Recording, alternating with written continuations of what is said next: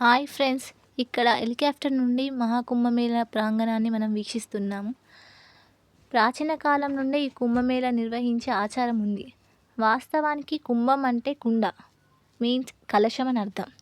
అసలు కుంభమేళా గురించి ప్రస్తావిస్తే పురాణాల ప్రకారం దేవతలు తమ శక్తిని కోల్పోని దానిని పొందుటకై అమృతాన్ని సంపాదించాలని క్షీరసాగర మదనాన్ని చేయాలని నిర్ణయించుకున్నారు. ఆ సమయంలో రాక్షసుల సహాయాన్ని తీసుకున్నారు. వీరికి వారికి గల ఒప్పందం ఏంటంటే అమృతాన్ని ఇస్తామని చెప్పారు. కానీ తీరా అమృత భాండం చూడగానే వారి ఇరువురి మధ్య పోట్లాట మొదలైంది.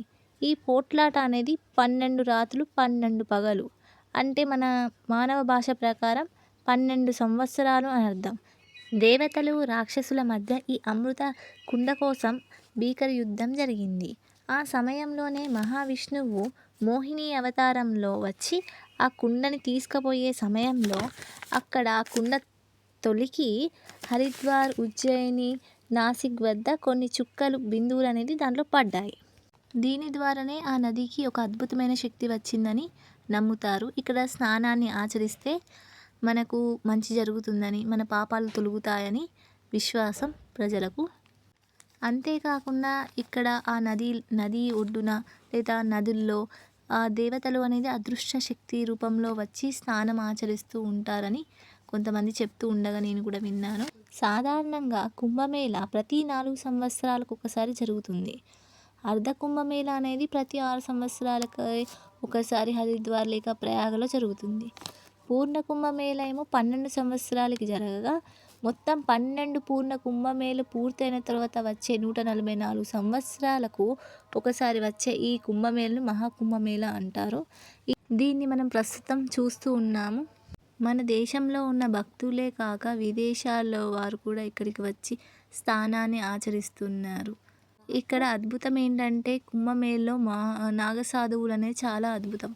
ఎక్కడి నుంచో వస్తారో తెలియదు, ఎప్పుడు వచ్చి వెళ్తారో కూడా తెలియదు. సడన్గా చాలామంది, వేల కొద్ది మంది ఈ కుంభమేళలో మనకు దర్శనం ఇస్తూ ఉంటారు. వీరు స్నానం ఆచరించిన తర్వాతనే కుంభమేళా అనేది స్టార్ట్ అవుతుంది. అప్పుడే ఆ నదికి ఒక మంచి పవర్ వస్తుందని నమ్మకం. వీళ్ళు చూడడానికి దిగంబర రూపంలో దేహం అంతా విభూది పూసుకొని చేతిలో ఒక ఆయుధాన్ని పట్టుకొని ఉంటారు. వీరు చీమకు కూడా ఎలాంటి అపకారం అనేది చేయరు. ఎక్కడో హిమాలయాల్లో ఉంటారని చెప్తారు. వీళ్ళు ఎందుకు నాగసాధువులు అయ్యారో తెలియదు. చాలా కఠినమైన దీక్షను చేస్తూ ఉంటారట. వీళ్ళకు సిద్ధి అనేది ప్రాప్తిస్తూ ఉంటుందని చెప్తూ ఉంటారు. ఎక్కువ శాతం మౌనంగా ఉంటారు, ఎప్పుడు ధ్యానంలోనే ఉంటారు, ఫుడ్ మాత్రం ఎక్కువ తీసుకోనని చెప్తూ ఉంటారు. శివనామ స్మరణే మాకు అన్ని అని చెప్తూ ఉంటారు. ఇక కుంభమేళా విషయానికి వస్తే ఈ కుంభమేళలో వాళ్ళు కేవలం ఒక 15-20 రోజులు మాత్రమే దర్శనమిచ్చారు. మొత్తం 45 రోజుల పాటు జరిగే ఈ కుంభమేళలో చాలా అద్భుతమైన ఘట్టాలని మనం ఎంతగానో చూస్తూ ఉన్నాం. చాలామంది ప్రజలు వచ్చి స్నానాన్ని ఆచరించారు. ఇక్కడికి దగ్గరగా ఉన్నటువంటి అయోధ్యను, మళ్ళీ అక్కడి నుంచి దగ్గర ఉన్నటువంటి కాశీని వీక్షించారు. చాలామంది తరించారు. వారి ఆనందం చెప్పలేనంతగా ఉంది. 144 సంవత్సరాలకు ఒకసారి వచ్చే ఈ కుంభమేళను మనం చూస్తామా లేదా అని చాలామంది ఎంతగానో తపించి తరించి వస్తూ ఉన్నారు. ఇక్కడ ఉన్నటువంటి సీఎం గారు కూడా చాలా మంచిగా ఏర్పాట్లు చేశారు. చాలా థ్యాంక్ యూ వాళ్ళకు కూడా. మిలిటరీ వాళ్ళైనా పోలీస్ వాళ్ళైనా ఎంత మంచిగా చూశారు అంటే ప్రతి ఒక్క ప్రజలకు ఇబ్బంది కలగకుండా ఎంతగానో హెల్ప్ చేశారు. మేము కూడా ఈ కుంభమేళను వీక్షించాము. ఇక్కడ నుంచి వెళ్ళి అయోధ్యకి, అయోధ్య నుంచి వెళ్ళి కాశీకి వెళ్ళి ఆ దేవదేవుణ్ణి మేము దర్శించాము. మాకు కూడా చాలా ఆనందంగా ఉంది. ఇక ఇది చివరి రోజు కావడం వల్ల చాలామంది భక్తులు అనేది వస్తూ ఉన్నారు.